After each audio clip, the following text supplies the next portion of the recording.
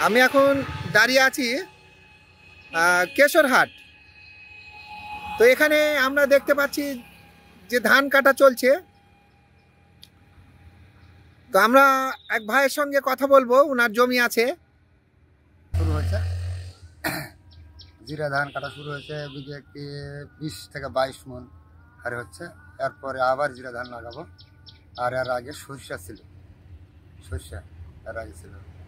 বছরে 2টা ধান হয়, একটা সরিষা হয়। তো এক মন ধানে কতগুলো চাল হয়? এক মন ধানে 28 কেজি চাল হয়। 28 কেজি।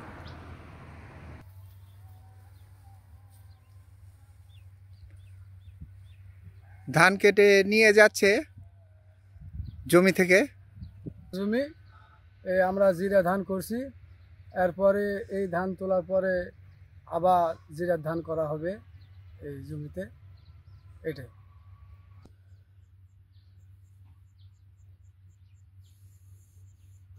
এই জমিতে ধান কাটা হয়ে গেছে, পাশের জমিতে ধান কাটা চলছে।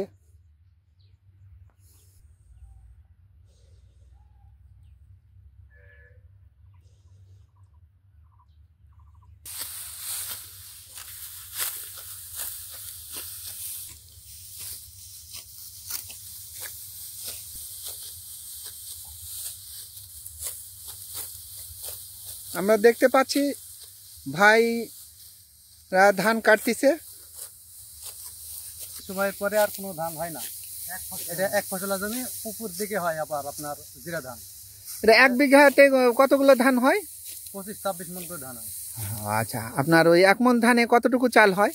এক মন ধানে 28-29 কেজি চাল হয়। 28 কেজি 29 কেজি চাল।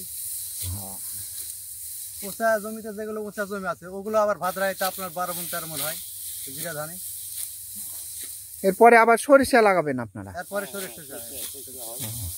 সরিষা হওয়ার পরে আবার বুড়া ধান হয়।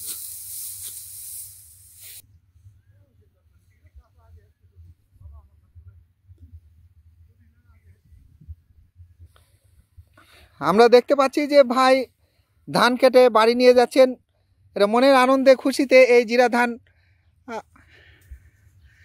কেশরহাট থেকে প্রায় 30, রাজশাহী থেকে কেশরহাট, রায়ঘাট ইউনিয়ন।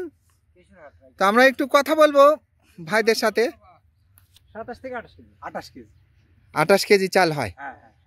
আচ্ছা, তো এটার পরে আবার কোন ফসল হবে আপনাদের? জিরা হয়। আচ্ছা, যে ভাইরা ধান কেটে বাড়ি নিয়ে যাচ্ছেন, অপরূপ সুন্দর দৃশ্য। মাঠের পর মাঠ, শুধু ধান আর ধান।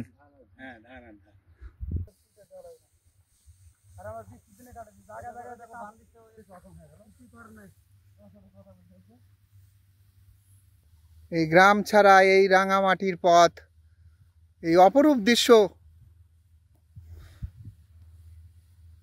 মোহাম্মদ গোলাম কিবরিয়া,